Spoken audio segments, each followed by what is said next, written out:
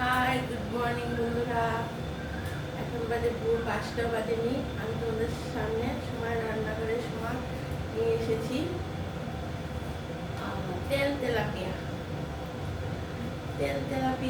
তেল কই যেরকম হয় সেম তেলাপিয়াটাও সেইভাবেই হয়। তো তোমাদেরকে দেখাচ্ছি।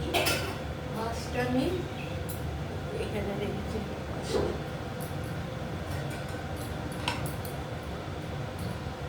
দেখো, মাছটা আমি ভেজে রেখেছি। বাজার থেকে মাছটা কেটে এনেছিল ভালো করে, আর এটাকে নুন হলুদ দিয়ে ভালো করে ভেজে রেখেছি। ভেজে নিয়েছি মাছটাকে।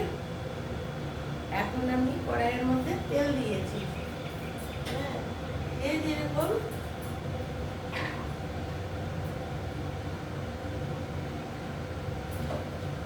এরকম পরিমাণ তেল খাও, যেটা তেল তেলেপি হবে, তেলটা একটু বেশি দিতে হবে। আর সাদা খাও লাল খাও, যে তেলটা খাও দেবে।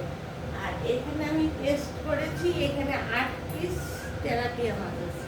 এখানে বড় একটা পেঁয়াজ, আর এই চামচের বড় চামচের 1 চামচ পেঁয়াজটা পেস্ট করেছি। আর আর সঙ্গে একটু এইটুকু একটা আদা দিয়েছি। আর বড় চামচের 1 চামচের জিরে গুঁড়ো দিয়েছি, ধনের গুঁড়ো দিয়েছি। আর কাঁচা লঙ্কা কয়েকটা দিয়েছিলাম পেঁয়াজের সঙ্গে। আর একটু গুঁড়া লঙ্কা দিয়েছি। একটু ঝাল ঝাল হলেই ভালো লাগবে। তোমরা যদি কম ঝাল খাও তাহলে লঙ্কাটা যে যার বুঝ মতো দেবে। আর জিরের গুঁড়ো, ধনের গুঁড়ো, আদা, পেঁয়াজ পেস্ট, লঙ্কা, হলুদ সব দিলাম এটার মধ্যে। দিয়ে তেলটা গরম হয়ে গেছে। তেলে পেঁয়াজ তো তেলটা একটু বেশি হয় না, তেলটা একটু গরম হয়ে গেছে। আমি মশলাটা ভেজে নিই।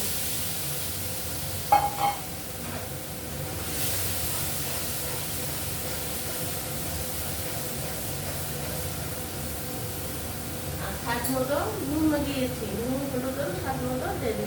এখন মশলাটাকে ভালো করে আমি কষিয়ে নেব।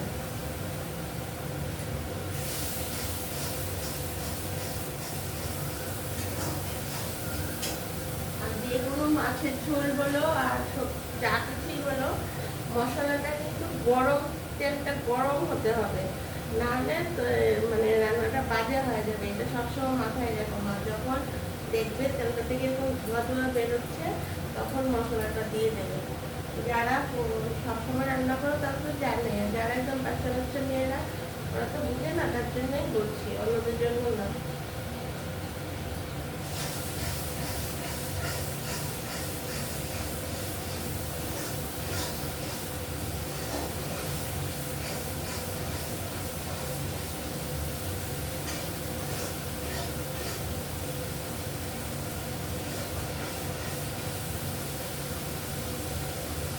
যখন মশলাটা একটু কষে যাবে, তখন তেলটা দেখবে এরকম সাইড দিয়ে তেলটা বের হয়ে যাবে। মশলাটা মানে একদম কষা, মানে ভালো করে ভাজা হবে মশলাটা।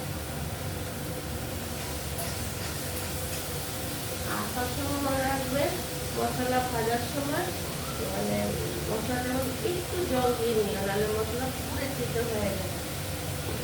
মশলার বাসনটার মধ্যেই আমি ঝোলটা অল্প করে দেবো, তো অল্প করে একটু ঝোল নেব।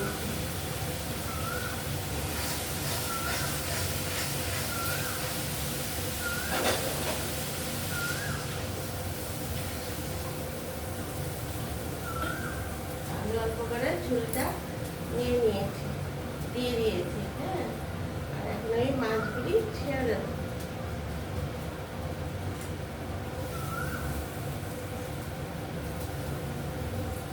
মাছগুলি কিন্তু অনেক বড় বড় আছে, দেখুন বড় বড় মুখটা। এই সাইজের তেলাপিয়াগুলি ভালো লাগে।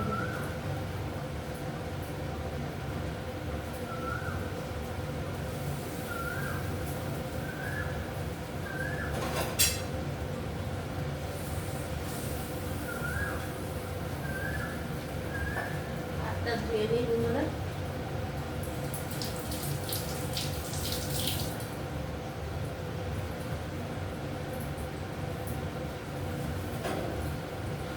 বন্ধুরা, তোমরা আমার সব রেসিপি দেখছো তো? আমি কিন্তু প্রতিদিন একটা দুটো করে দিচ্ছি, মানে যখন থেকে ইউটিউবে জয়েন করেছি বাদ নেই, মানে দুটো প্রায় সময়ই দিচ্ছি মানে রান্না। তাছাড়া তো আমি দুপুরে লাঞ্চ নিয়ে আসছি, বিকেলে চায়ের আড্ডায় আসছি, সেখানে আমি নানা রকমের বিউটি টিপস, হেলথ টিপস দিচ্ছি। আর তোমরা আমাকে প্লিজ সাবস্ক্রাইব করে দিও, তাহলে সব কিছু পেয়ে যাবে। আর বলো বন্ধুরা, এরকম পুরো অন্ধকার থাকা থেকে উঠে তোমাদেরকে দেখানোর জন্য রান্না করছি। তা অবশ্য আমি আমার ঘরের জন্যও করছি, আমি এক্সট্রা করে কিছু রান্না করে দেখাচ্ছি না, ঘরে যা করছি তাই দেখাচ্ছি। আমার মেয়ের টিফিন বক্স সাজানোতেও আসছি। তো তোমরা যদি আমার পাশে থাকলে তবেই তো আমি এগোতে পারবো। আর এগোতে গেলে আমাকে প্লিজ একটা সাবস্ক্রাইব করে দিও, নাহলে একদম এগোতে পারবো না। বন্ধুরা হয়ে যাচ্ছে।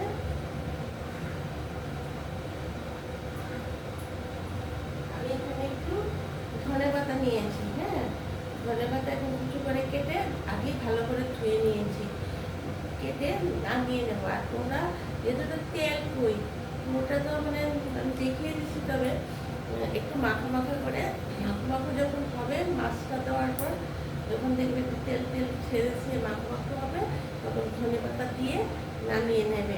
আর গরম ভাতের সঙ্গে একদম অসাধারণ লাগবে খেতে। আমি এখন তোমাদেরকে নামিয়ে দেখিয়ে দিচ্ছি।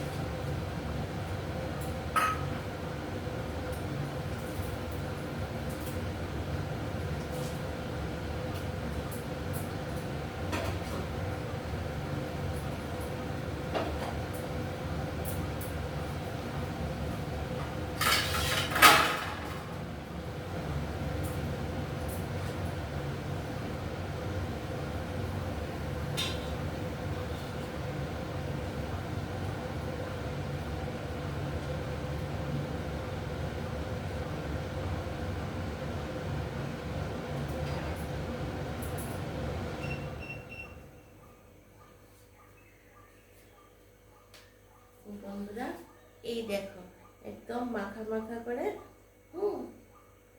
তেল কই ধনেপাতা দিয়ে, দেখেছো? তোমাদের পছন্দ হয়েছে?